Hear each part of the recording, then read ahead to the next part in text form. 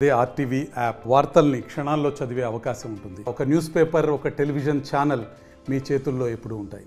Warangal parliament ఎన్నికల్లో పోటాపోటీ దూసుకెళ్తున్నటువంటి పరిస్థితి. పార్టీలు తమ తమ అభ్యర్థులను గెలుపు కోసం అనేక విధాలుగా ఎవరి ప్రయత్నాలు వాళ్ళు చేస్తున్నారు. అన్ని వర్గాలను, సబ్బన్న వర్గాలను కలుపుకొని పోవడంలో ఎవరి ప్రయత్నాల్లో వాళ్ళు తనములుగా అవుతున్నటువంటి నేపథ్యంలో ప్రస్తుతానికి ఈరోజు గిరిజన మోర్చా ఆధ్వర్యంలో బీజేపీ పార్టీ వాళ్ళు కూడా ఒక సమావేశం ఏర్పాటు చేశారు. దానికి ఇక్కడ చాలామంది గిరిజన నాయకులు కూడా వస్తున్నటువంటి పరిస్థితి.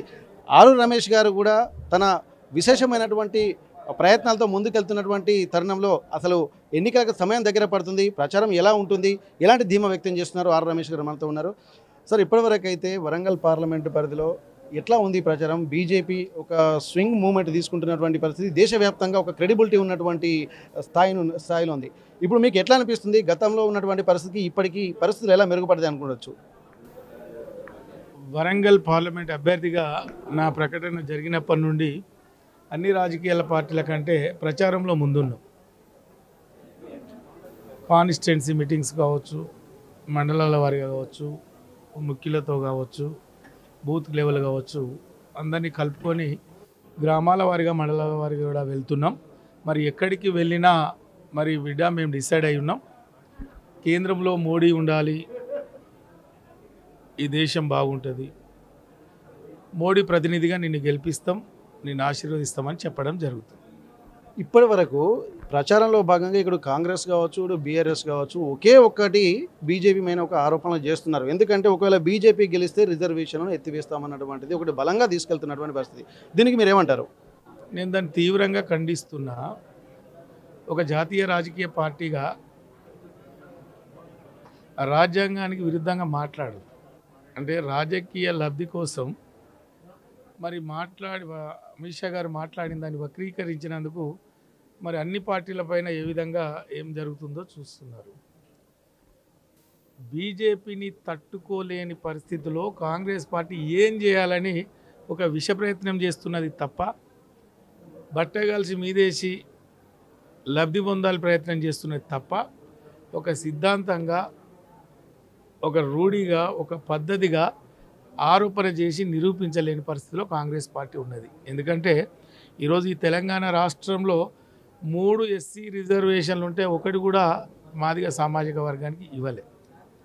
ఇలా సూటిగా అడుగుతున్నారు మాదిగ సామాజిక వర్గం కాంగ్రెస్ పార్టీని ఎందుకు ఇవ్వలేదు, దానికి సమాధానం లేదు. కాబట్టి ఏదో ఒకటి చెప్పాలి, ఏదో ఒకటి బీజేపీని బదనాం చేయాలి, బీజేపీ అభ్యర్థులను బదనాం చేయాలని ప్రయత్నం చేస్తున్నారు తప్ప అది ప్రజలు గమనిస్తున్నారు. రిజర్వేషన్లకు బీజేపీ పార్టీ 100% కట్టుబడి ఉన్నది. ఎందుకంటే ఒక బీసీ బిడ్డ, ఒక పేద కుటుంబం నుండి వచ్చిన బిడ్డ ఈ దేశానికి ప్రధానిగా ఉన్నారు. కాబట్టి భారతీయ జనతా పార్టీ రిజర్వేషన్ కట్టుబడి ఉన్నది. ఓకే, భారతదేశానికి సంబంధించి ఇప్పటికే ఎన్నో కొన్ని ప్రాంతాలను, అంటే దేశవ్యాప్తంగా ఉన్నటువంటి ప్రధానమైన నగరాలని గుర్తించినటువంటి తరుణంలో బీజేపీ అధికారంలో ఉన్న తర్వాత హృదయ్ అమృత్ స్మార్ట్ సిటీ అని చెప్పి వరంగల్కు కూడా కొన్ని నిధులను కేటాయిస్తున్నాము, మేము దాన్ని అభివృద్ధి చేయడమే మాకు లక్ష్యం అని చెప్పి అంటారు. యునెస్కోగా గుర్తింపు పొందినటువంటి ప్రాంతంగా కూడా రామప్పని చేశారు. కానీ అనుకున్నంత అభివృద్ధి జరిగిందా లేదా అన్నది మీరే చూడని చెప్పి మిగిలిన పార్టీలు విమర్శిస్తున్నారు. అసలు దీన్ని ఎట్లా చూస్తున్నారు?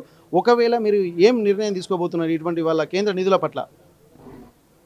కేంద్రంలో మోడీ గారి నేతృత్వంలో రాజకీయాలకు అతీతంగా పాలన జరుగుతుంది. ఈ వరంగల్ నుండి సరి అయిన రిప్రజెంటేషన్ లేకపోయినా, ఇక్కడ బీజేపీ సంబంధించిన ప్రతినిధులు లేకపోయినా, భారతదేశంలో తెలంగాణ కూడా ఒక అంతర్భాగమే అని ఈ నగర అభివృద్ధి కోసం మరి స్మార్ట్ సిటీ కావచ్చు, హెరిటేజ్ కావచ్చు, యునెస్కో గుర్తింపు కావచ్చు, అమృత్ కావచ్చు, అనేక నిధులు ఇచ్చి నిధులు విడుదల చేసి నిధులు విడుదల చేయడం మరి కేంద్ర ప్రభుత్వం బాధ్యత, పనులు చేపించడం రాష్ట్ర ప్రభుత్వాల బాధ్యత. మరి కేంద్రం నుండి వచ్చిన నిధులు వచ్చినాయి, పనులు ఏ మేరకు నడుస్తున్నాయి ఇక్కడ ప్రజలు గమనిస్తున్నారు. ఈరోజు బ్రహ్మాండంగా భద్రకాళి బండ్ అయిపోయింది, బ్రహ్మాండంగా వాకర్స్ కూడా కేంద్ర నిధులతో అంటారు. 100% కదా. ఇవాళ ఎన్హెచ్ రోడ్స్ కానీ, జాతీయ రహదారులు కానీ, గ్రామాల్లో అంతర్గత సీసీ రోడ్లు కానీ, పేదవాడి టాయిలెట్ కానీ, శ్మశాన వాటిక కానీ, డంపింగ్ యార్డ్ కానీ, ఇవన్నీ కూడా కేంద్ర నిధులే. కాబట్టి ఇక్కడ ఎవరైతే అధికారంలో ఉన్నారో వాళ్ళు ఓన్ చేసుకోవడానికి ప్రయత్నం చేస్తారు, కానీ నిధులన్నీ మోడీ గారు ఇచ్చిన నిధులే. ఆ నిధులు విడుదలైనవి, పనులు చేయించుకోవాల్సిన బాధ్యత రాష్ట్ర ప్రభుత్వం. ఓకే, ఇప్పటికీ రహదారులు కనుక ఈజీగా ఉంటే దేశ అభివృద్ధి ఈజీ జరుగుతుంది, ట్రాన్స్పోర్టేషన్ బాగా జరుగుతుంది అన్నటువంటి కేంద్ర ఆలోచనకు అనుగుణంగా రహదారుల నిర్మాణం జరుగుతుందని మీరు చెప్తున్నారు. అలాగే ఎయిర్పోర్ట్ బీజేపీ దశాబ్ద కాలంగా అధికారంలో ఉన్నప్పటికీ కూడా ఎయిర్పోర్ట్లో ఇంత కూడా కదలిక రాలేదని చెప్పి ఇక్కడ విమర్శిస్తున్నారు. మేము అధికారంలోకి వస్తేనే చేస్తామని చెప్పండి. ఇప్పుడు వరంగల్ ఎనుమామల మార్కెట్కు అన్ని వసతులు ఉన్నప్పటికీ కూడా ఇప్పుడు బీజేపీ తరఫు నుండి ఎలాంటి నిర్ణయం తీసుకోబోతున్నారు? దీంట్లో ఏమైనా కదలిక వచ్చేటువంటి అవకాశం ఉంటుందా? దానికి మీ రిప్రజెంటేషన్ ఏంటి కేంద్రానికి? 100% మూడోసారి మోడీ గారు ప్రధాని కాబోతున్నారు. ఇక్కడ మోడీ ప్రతినిధిగా మరి బీజేపీ నేనే గెలుస్తున్నా. వరంగల్లో ఉన్న మామ్నూర్ ఎయిర్పోర్టుకు స్థలము దాదాపు 432 ఎకరాలు కావాలి. దానికి రాష్ట్ర ప్రభుత్వం గతంలో వెటర్నరీ కాలేజ్ ల్యాండ్స్ రైతులకు ఇచ్చి రైతుల్ని మేము ఒక ప్రయత్నం చేసినాం. ఇప్పుడు ల్యాండ్ అప్పగింతల వరకు వచ్చింది. అతి త్వరలో, రేపు ఎన్నికల తర్వాత అతి త్వరలో ఎయిర్పోర్టు పునరుద్ధరిస్తాం, ప్రయాణాలు జరుగుతాయి, ప్రారంభిస్తాం. మీరు ఇప్పటి వరకు గ్రామీణ స్థాయిలో పాటు నగరంలో కూడా తిరుగుతున్నారు, అనేక సమస్యలు మీరు గుర్తించారు. వరంగల్ పార్లమెంటు పరిధిలో ఇప్పుడు ఇదివరకు గతంలో ఇచ్చినటువంటి హామీలు కాకుండా మీరు కొత్తగా గుర్తించినటువంటి అంశాలు ఏమైనా ఉన్నాయా? గతంలో హామీలు మేము వెళ్ళినప్పుడు సమస్యలు మాకు స్పష్టంగా తెలుస్తున్నాయి. వరంగల్ పార్లమెంట్ పరిధిలో ఉన్న 7 అసెంబ్లీ సెగ్మెంట్లను ఒక యూనిట్గా చేసుకొని ఒక డిపిఆర్ తయారు చేసుకొని మరి రేపు ఎన్నికల తర్వాత ఈ డిపిఆర్ ప్రకారం పనులు చేయాలి, ఫలాలు ప్రజలకు అందించాలి, ప్రజల ఆశీర్వాదం తీసుకోవాలి, వాళ్ళ రుణం తీర్చుకోవాలని ఒక ప్రణాళిక చేసుకున్నాం. ఉదాహరణకు మామ్నూరు ఎయిర్పోర్ట్ పునరుద్ధరణ కావచ్చు, భూపాల్పల్లి రైల్వే లైన్ కావచ్చు, లేదా ఆసియాలోనే అతిపెద్ద మార్కెట్ అయిన ఎనుమామ్ల మార్కెట్ను విస్తరింపజేసి ఫుడ్ ప్రాసెసింగ్ యూనిట్లు పెట్టే కార్యక్రమం కావచ్చు, ఐటీ హబ్ను ఎక్స్టెన్షన్ చేసే కార్యక్రమం కావచ్చు, కాకతీయ టెక్స్టైల్ అనుకొని కేంద్ర నిధుల నుండి మరి ఇంకా ఎక్స్పాన్షన్ చేసి మరి మా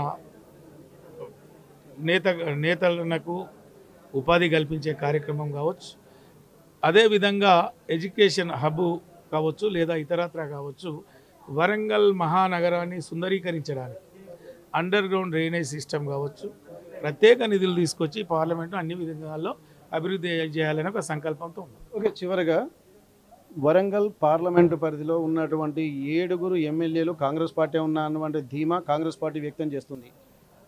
బలం 1.8% ఓట్లతోటి మాకు ఒక క్యాడర్ ఉందన్నటువంటి ఒక ధీమా ఇటు బీఆర్ఎస్ పార్టీ వ్యక్తం చేస్తుంది.